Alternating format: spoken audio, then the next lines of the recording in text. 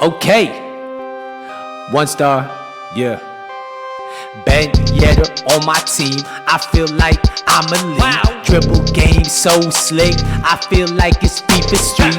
Go for broke, no EBT. None. Your defense ain't stopping me. 5-star weak foot, you would think he's Socrates. Yeah, he's short, but his presence giant. Okay, 35K, I'ma buy him. No cap, quick acceleration, he be flying. Where, if you think I won't score, you lying. Bitch.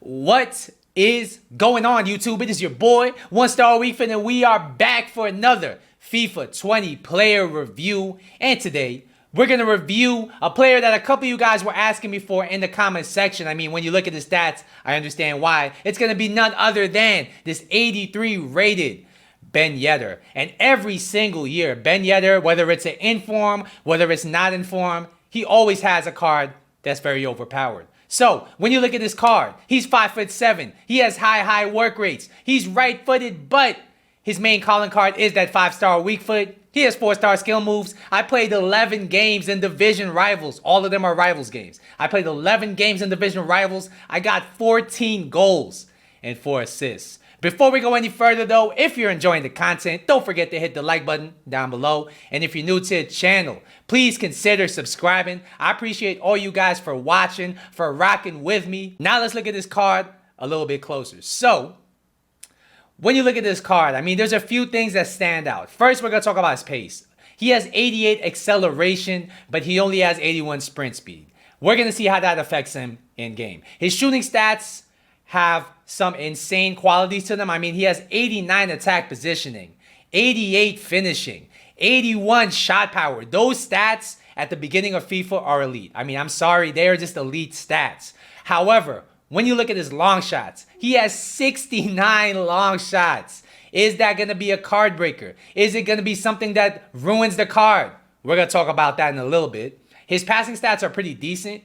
He has 80 vision, 80 short passing, so he should be able to link up play. However, his lack of long passing may let you down if you want somebody that's going to be a focal playmaker of your team. His dribbling stats, I mean, are just very good. He has 90 agility, 89 balance, 83 reactions, 85 dribbling, 84 composure. I mean, those stats right there are exactly what you want out of an attacker in any position. His physical stats are really something that people might have a problem with. I mean, he has 59 strength, 55 aggression, but only 68 stamina. I mean, you could live with a lack of strength because he is a smaller player. I mean, you're not expecting him to be a target man, but 68 stamina is just shocking, honestly. He does have 78 jumping. He does have 74 heading accuracy, so he should be able to win a header or two, but it shouldn't be his main thing. So we're going to bring you to our FIFA 20 review specialist, 1-star Weakfoot. Take it away. Thanks, 1-star Weakfoot. So, the first question you might be wondering when you're looking at this card, is he worth the 37,000 coins? And in my opinion, he is absolutely a bargain at that price. I mean, for 37,000, you expect somebody that's mid-tier, but there's certain things about this card that makes him feel like an elite player. So, we're going to break down the stats. 84 pace. How does it feel in game?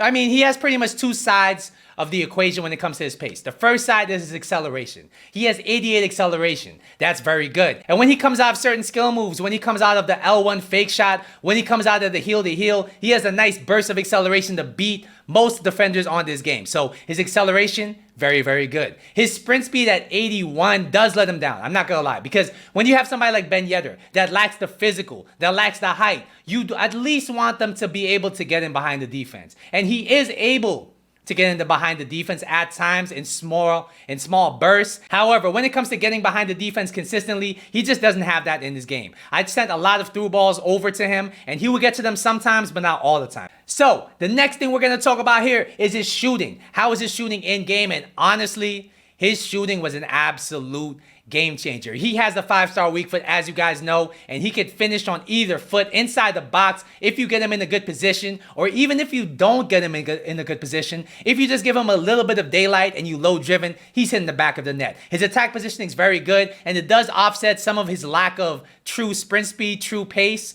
So I do enjoy his attack positioning as well. You might be wondering to yourself, Is the 69 long shot a game changer? Does it ruin his card? And I would say absolutely not. All right, I didn't even know his long shots were that bad, and I did try a few long shots in game, and there were 2 shots I took. There were long shots in tight areas, and he was able to top bins them. I'm talking about top corner. The goalkeeper had no chance, and it really just supports the theory online that a lot of people have that finishing is the most important stat for any striker, and long shots do matter to a degree, but if you have high finishing stats, that should trump your low long shot stats, and you should be able to shoot long shots. So I wouldn't really be too shy at shooting long shots with this card. If you get a good opportunity, he'll be able to finish them. Overall, I gotta say his shooting is a 9 out of 10. He has one of the best shots I've used on this game so far, and I did surround him with some decent mid-tier players, and he was the standout player in my opinion.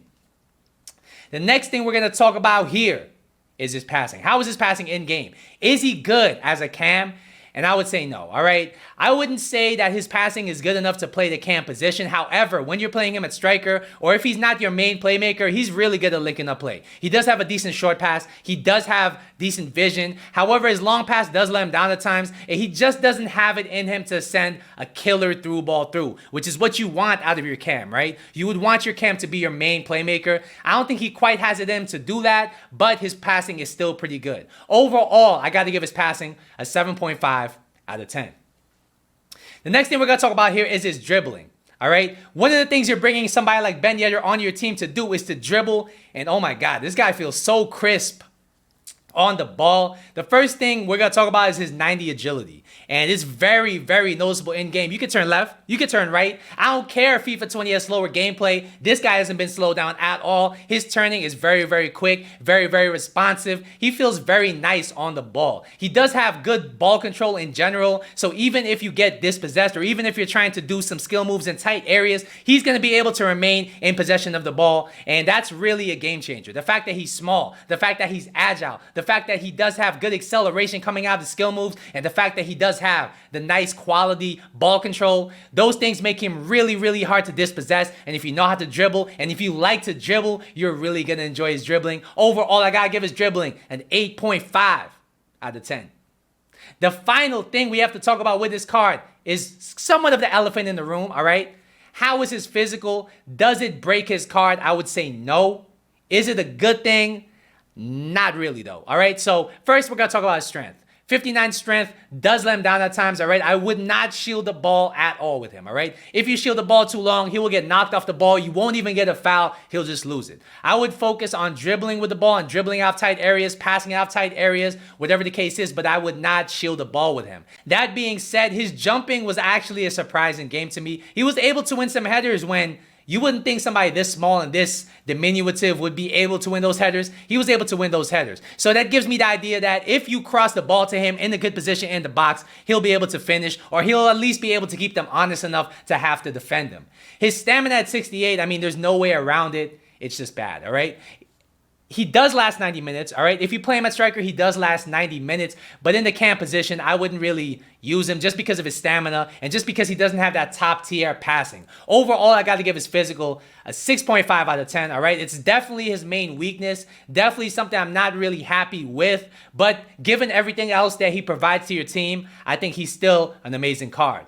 So overall, let's wrap things up. What are his pros, all right? His pros are obviously his shooting, his 5-star weak foot. He's insanely clinical around the box. He does have the 5-star weak foot, so he could shoot on either side. His dribbling is very, very nice. He could dribble around 1, 2, 3 defenders if you know what you're doing, and his acceleration is very, very good.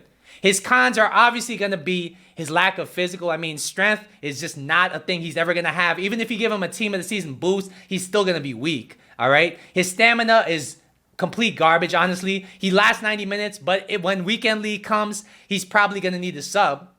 And his sprint speed, I feel like, could be a little better, but it's not really something I would say is a main con. Overall, what would I rate this card? I would say this card is an absolute gem in League One. He's probably one of the better strikers you can get at that price. I can't think of anybody else that costs that much, that has such a nice shot on him. So for that, I will have to give him an 8.75 out of 10. I wouldn't really say he's an elite card. If he does get an inform or 2 informs, he'll be in that category though. Because the only things that you really need to fix with this card to make him elite is to give him a little more pace, a little more passing, and maybe a little bit more stamina. Those 3 things, if you fix them, he'll be an elite player for months on this game. That being said though, in this time in FIFA, he was a game changer to my mid-tier side, so I really think you guys should give him a shot. It's easy to link him. I mean, he does have a bunch of French links that you could use, and if you need a good strong link, I would suggest Gelson Martins. I know his stats don't look that good. I know he looks a bit overpriced, but on the ball, I was really enjoying that Gelson Martins card. He's one of the best dribbling wingers